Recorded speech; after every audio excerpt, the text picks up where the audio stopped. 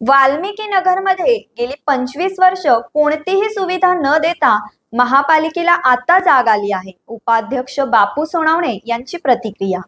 गोरगरिबांच्या झोपड्यातून त्यांना राहण्यासाठी म्हणून जी वाल्मिकी कॉलनी बनवली ती मरणासन्न झालेली आहे। अशा या गोरगरिबांच्याकडे कोणतीही सुविधा न देता महापालिका आता त्यांच्याकडून घरपट्टी उकळण्याचं काम करत आहे।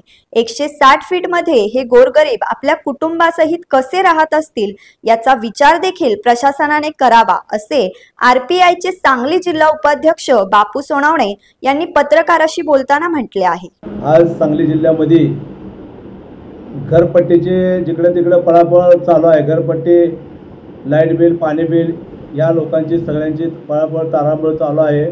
वसुली महापालिकेनं अगदी कडकमध्ये लावलेले आहे, परंतु गेल्या 2001 ला डॉक्टर बाबासाहेब आंबेडकरच्या नावाखाली वाल्मिकी आंबेडकर वसाहत ही वाल्मिकी आंबेडकर आवास योजना बांधण्यात आली। तिथं लोकांना, गोरगरीब लोकांना इकडं तिकडं आणून त्या वस्तीमध्ये तिथं ठेवल्या गेलं। ज्याला घर दिलं नाही त्यालाही तिथं ठेवलं गेलं, परंतु ते लोक 2001 पासून आज 2025 पर्यंत राहतात। त्यांना कधीही यांनी घरपट्टी लागावा किंवा घरपट्टी द्यावा असं यांच्या मनामध्ये आलं नाही। ज्या वेळेला यांच्या मनामध्ये आलं त्या लोकांनी घर घर म्हणून आज ते लोक तिथं घरं 2001 ला घराची निर्मिती झाली, परंतु 2025 पर्यंत अगदी निम्या अर्धी घरं तिथं पडलेले आहेत।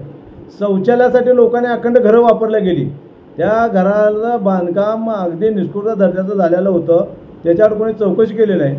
160 स्क्वेअर फूटच्या घरामध्ये अगदी मेंढरं कोंडल्यागत त्या लोकांना तिथं कोंडल्या गेलं आणि आता 160 स्क्वेअर फूट घरामध्ये त्या लोकांना तिथं राहावं म्हणतात आणि एका खाजगी कंपनीला त्याची वसुली देऊन घरपट्टीची वसुली 1600 रुपये प्रमाणे आता त्यांची चालू आहे वसुली करण्याचं। ते तातडीनं कुठं थांबलं पाहिजे आणि ह्या लोकांना, ज्या लोकांना तिथं घरं मिळालेले आहेत अधिकृतमध्ये, त्या लोकांना घरपट्टी चालू करायबद्दल आमचं म्हणणं काही नाही। त्या लोकांना घरपट्टी जरूर चालू करावी नाही, परंतु कुठली घरपट्टी करावा? 160 स्क्वेअर फुटाचं घर त्यांना मान्य नाही। त्या लोकांना 160 स्क्वेअर फूट घरामध्ये 2 मुलं नवरा बायकोला राहता येत नाही, शौचालय त्यात आहे, बाथरूम त्यात आहे आणि एक खोली त्यात आहे, स्वयंपाकाची खोली त्यात आहे।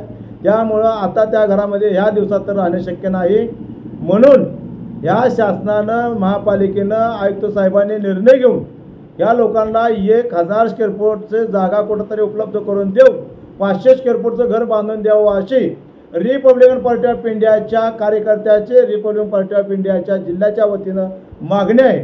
तरी या गोरगरीब लोकांना 2011 पासून ते 2025 पर्यंत मी स्वतः बापूसाहेब सोनवणे आरपीआय जिल्हा उपाध्यक्ष, माझी मागणी आहे। माझी महापालिकेला बरीचशीच पत्र केले आहे, एका कुटुंबाला 2 सदनिका बांधून मिळावे ही माझी मागणी होती, परंतु आत्तापर्यंत गेल्या 2011 पासून 2025 पर्यंत ह्याचा काही निकाल नाही, काही त्याचा जबाब नाही, काही या महापालिकेने गोरगरिबांसाठी केलेलं नाही। आणि आम्ही म्हणत नाही की त्यांनी घरपट्टी वसूल करावा असं आम्ही करू नये असं म्हणत नाही। घरपट्टी जरूर वसूल करावा, परंतु त्यांना 1000 स्क्वेअर फूटची जागा देऊन 500 स्क्वेअर फूटचं घर बांधून द्यावा आणि त्यांच्याकडे खुशाल घरपट्टी वसूल करावा असं आमचं ठामपणे मत आहे। सर्व कार्यकर्त्यांचं, नागरिकांचं तिथल्या मत आहे। त्या नागरिकांच्या माझ्याकडे 1000-1500 सह्या आहेत, त्यामुळं त्यांच्या मार्फत मी बोलत आहे। मी काही एकटा बोलत नाही की मला पाहिजे आहे बरोबर, या सगळ्या लोकांची मागणी आहे बऱ्याच दिवसापासून। तर ही मागणी पूर्तता व्हावा ही महापालिकेच्या आयुक्तांना पण माहिती असावा आणि मी पालकमंत्री चंद्रकांतदादा पाटील साहेब यांना सुद्धा, पालकमंत्री चंद्रकांतदादा पाटील साहेब यांनाही मी निवेदन देणार आहे आणि त्या निवेदनाद्वारे कळवणार आहे की या लोकांना मेंढरं कोंड्याला येतं, तर यांना कुठंतरी या गोरगरीब जनतेला तिथं गुन्हेगारी वस्तीतून बाहेर काढून चांगल्या ठिकाणी कुठंतरी आसरा द्यावा हे माझं पालकमंत्र्यांना सुद्धा म्हणणं आहे। एवढं पुनर्वसन करून त्यांना चांगली घरं बांधून द्यावा आणि खुशाल घरपट्टी वसूल करावा ही आमचं त्याबद्दल काही म्हणणं नाही असं माझं म्हणणं आहे।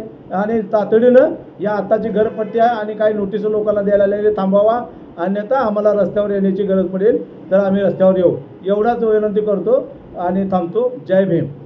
अशाच विशेष घडामोडींसाठी आमच्या यूट्यूब चॅनलला सबस्क्राईब करा, फेसबुक पेजला लाईक करा आणि इन्स्टाला फॉलो करा। नमस्कार, आपण पाहताय लोकसंदेश न्यूज आणि मी स्मिता यादव। पाहूयात काही विशेष घडामोडी।